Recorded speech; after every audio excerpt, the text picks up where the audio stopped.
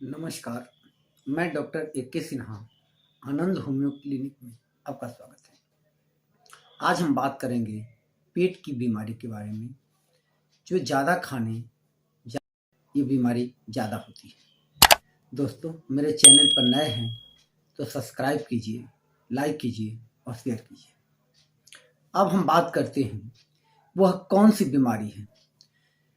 तो उस बीमारी को हम पेट में गैस का बनना या अफरा के नाम से जानते हैं। जो भी खाना हम खाते हैं और वह खाना पचने के दौरान हमारे पेट में गैस फॉर्म करता है और पेट में तनाव उत्पन्न होता है, तो इस बीमारी को हम अफरा के नाम से जानते हैं। इसके कुछ सामान्य कारण हैं जिससे हमें यह बीमारी होती है। तो सबसे पहला है कि हम अधिक भोजन करेंगे, यानी आवश्यकता से ज़्यादा अगर भोजन करेंगे तो यह बीमारी हमको होगी। ज़्यादा देर तक अगर भूखे रहेंगे तो यह बीमारी होगी। अगर तीखा और चटपटा भोजन करेंगे तो यह बीमारी होने की संभावना ज़्यादा है। ऐसा भोजन करें जो कि पचने में हमें काफ़ी कठिनाई होती है, तो फिर गैस की बनने की संभावना बढ़ जाती है। अगर ज़्यादा चिंतित रहते हैं तो हमें गैस की बीमारी होती है।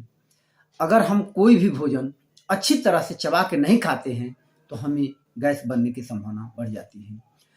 अगर हम ज़्यादा मात्रा में शराब का सेवन करते हैं तो इस स्थिति में भी हमें गैस बनने की संभावना बढ़ती है। अब बात होती है कि हम इस बीमारी से निपटेंगे कैसे, यानी इसका कोई सिम्टम क्या होगा, यानी लक्षण क्या दिखेगा कि हम समझेंगे कि यह गैस की बीमारी है। तो पहली चीज़ होगी कि पेट में दर्द होगा, भूख बिल्कुल नहीं लगेगा, जब भी सांस आएगा वो बदबूदार होगा, पेट में जलन होगी, उल्टी होगा, बदहजमी होगी और दस्त होगा। ये कुछ सामान्य लक्षण थे जिसके आधार पर हम कहते हैं कि हमें गैस की प्रॉब्लम है। अगर हमको गैस की प्रॉब्लम हो गई है तो हम इससे बचेंगे कैसे? तो जनरली कुछ परहेज है, घरेलू उपाय हैं जिसे हम करेंगे तो गैस से बचने की संभावना ज़्यादा होती है। पहली है कि अगर जो भी खाना हम खाएं वह चबा चबा के अच्छी तरह से खाएं। पानी जो पिएं वह सादा पानी पिएं। ज़्यादा फैटी चीज़ खाने से बचें। खाने के बाद अगर संभव हो तो कम से कम 100 कदम चलें। इससे हमारे गैस बनने की संभावना कम हो जाती है। इसके साथ ही अगर गैस हमारे शरीर में बन भी गया है तो हम कुछ होम्योपैथिक दवाएं लेंगे जिनसे हमारे पेट की गैस जल्दी खत्म हो जाए। पहली दवा है एसाफोटिडा 30। यदि पेट में वायु बना है और वह वायु न नीचे से निकले और बार बार लंबी डकार आए, यानी वायु ऊपर से निकले लंबी डकार के साथ, तो हम एसाफोटिडा 30 नंबर 2 बूंद 3 बार लेंगे, बीमारी खत्म हो जाएगी। अगली है रेफिनस सटाइवा। यदि पेट में वायु संचित हो, पेट में गड़गड़ाहट हो, तो इस स्थिति में हम रेफिनस सटाइवा 30 नंबर 2 बूंद 3 बार लेंगे, बीमारी खत्म हो जाएगी। अगर हमारे पेट में नाभि के ऊपरी भाग में गैस सिंचित हो, यानी हवा भरा हो और ठकार आए, उससे थोड़ी सी आराम मिले और वह ठकार खट्टी हो, तो इस स्थिति में हम कार्बोवेज 30 नंबर 2 बूंद 3 बार लेंगे, बीमारी जड़ से ठीक हो।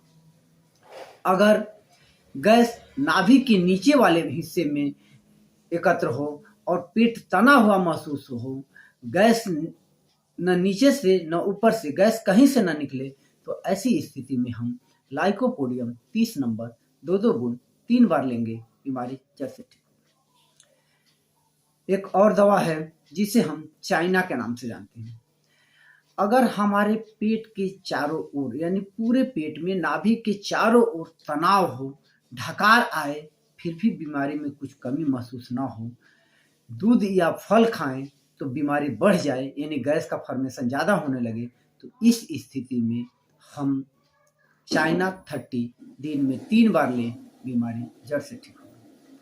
दोस्तों, इसके साथ हम एक होम्योपैथिक कॉम्बिनेशन पर बात करेंगे जो बहुत ही ज़्यादा कारगर है। उसमें हमें 3 दवा लेने की ज़रूरत पड़ती है, कार्बोवेज, हाइड्रेस्टिस और रोबेनिया। ये तीनों दवाओं को हम 30 नंबर के पोटेंसी में लेते हैं और तीनों दवाओं को एक साथ 2-2 बूंद यानी 6 बूंद दिन में 3 या 4 बार लेते हैं, बीमारी जड़ से ठीक हो जाती है। अगर तो आप मुझसे इलाज करवाना चाहते हैं तो मेरे दिए गए व्हाट्सएप नंबर पर संपर्क करें। धन्यवाद।